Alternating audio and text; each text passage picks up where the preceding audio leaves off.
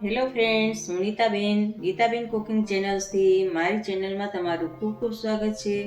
આજે હું તમારી સાથે શેર કરવાની છું હોળી સ્પેશિયલ મસ્ત એવી ભાંગ અથવા ઠંડાઈ. તો આ ઠંડાઈ કેવી રીતે બનાવવી તે જોઈએ.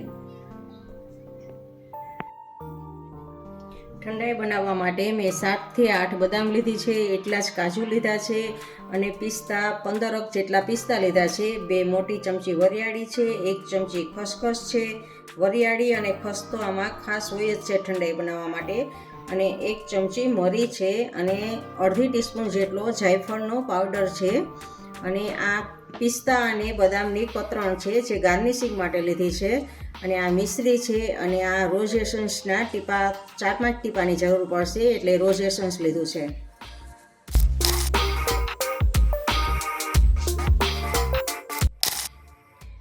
ગેસ સ્ટાર્ટ કરીને એની ઉપર ધીમા ગેસે મેં એક પેન લીધું છે અને એમાં આપણે આ બદામ એડ કરશું, આપણે આ પિસ્તા એડ કરવાના છે, આપણે આ કાજુ એડ કરશું અને આ વરિયાળીને એડ કરવાની છે અને આ તીખાને એડ કરશું.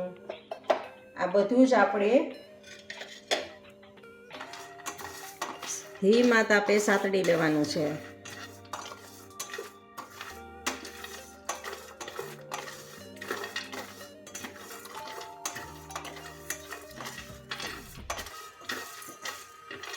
એક મિનિટ માટે આવી રીતે ધીમા તાપે સાતડવાનું છે, જેથી એમાં ભેજ હોય એ બિલકુલ ઉડી જશે. 1 મિનિટ થઈ ગઈ છે અને આપણા સતળાઈ ગયા છે હલકા એવા. આપણે ગેસને બંધ કરી દેવાનો છે અને આને ઠંડુ થવા દેવાનું છે. આપણા શેકેલા મસાલા ઠંડા થઈ ગયા છે અને એક મિક્સર જારમાં મેં લઈ લીધા છે અને હવે આપણે આને પીસી લેવાના છે. આપણે આ મિક્સર જારમાં બધા જ મસાલા પીસાઈ ગયા છે. તો હવે આ મસાલાને આપણે એક ડબ્બામાં કાઢી લેવાના છે. આપણે એરટાઈટ ડબ્બામાં કાઢી લેશું અને પછી એને આપણે સ્ટોર કરવા માટે ફ્રીજમાં રાખી દઈશું, જેથી કરીને જ્યારે પણ આપણે ઠંડાઈ પીવાની ઈચ્છા થાય ત્યારે આપણો મસાલો તૈયાર જ હોય છે. તો ઠંડાઈ બનાવતા વાર નથી લાગતી આપણે.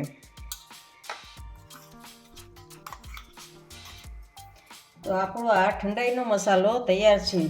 તેવી જ રીતે મિશ્રીને પણ આપણે પીસી લેવાની છે મિક્સર જારમાં. તો આ મિશ્રી પણ આપણી પીસીને તૈયાર છે. અને હવે આપણે ઠંડાઈ કેવી રીતે બનાવવાની છે એ જોવાનું છે. તો 2 ગ્લાસ આપણે ઠંડાઈ બનાવવાની છે, એટલે 2 ચમચી આમાં આપણે આ મસાલો લેવાનો છે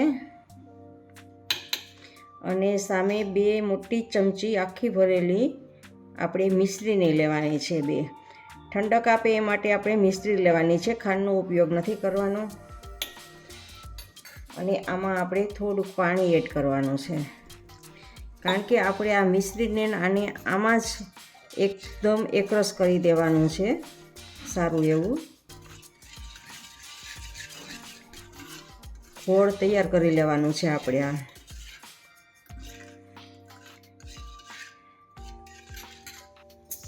અને હવે આપણે એમાં રોઝ એસન્સના 4 થી 5 ટીપા એડ કરવાના છે, જે આપણે ફ્લેવર્સ માટે આપણે રોઝ એસન્સ નાખીશું.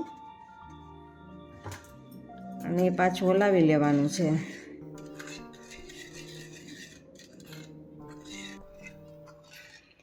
હવે આ જે ઘોળ તૈયાર કરેલું છે એ આપણું ડબલ થઈ ગયું છે. તો 2 ચમચી બંને અડધું જ કરી નાખવાનું છે. પહેલાં બંનેમાં આપણે 2 ચમચી એડ કરશું અને પાછું હજી બાકી છે તો 1 ચમચી એડ કરી લેવાનું છે. એટલે 3 ચમચી જેટલું આપણે ગોળ એડ કરેલું છે. અને હવે આપણે એકદમ ઠંડુ દૂધ એમાં એડ કરવાનું છે. ફ્રીજમાંથી કાઢેલું એકદમ ઠંડુ એડ કરશું દૂધ.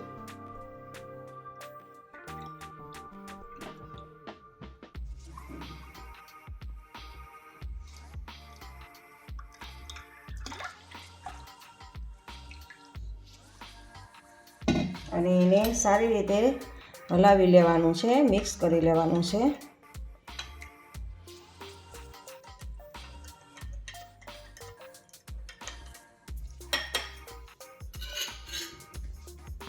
હવે એની ઉપર આ પિસ્તાની કતરણ, બદામ અને પિસ્તાની કતરણ હતી એને આપણે ગાર્નિશિંગ કરશું.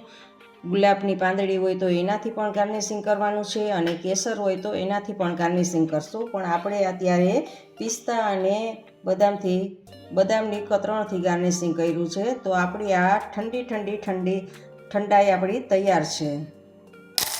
તમને મારી રેસીપી પસંદ હોય તો લાઈક અને શેર કરજો અને હજી સુધી તમે મારી ચેનલને સબસ્ક્રાઈબ ન કર્યું હોય તો ફ્રેન્ડ સબસ્ક્રાઈબ કરજો, જેથી તમને મારી દરેક નવી વાનગીના વિડીયો જોવા મળે.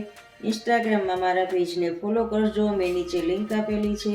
આવજો, બાય, ફરી મળીએ નવી રેસીપી સાથે.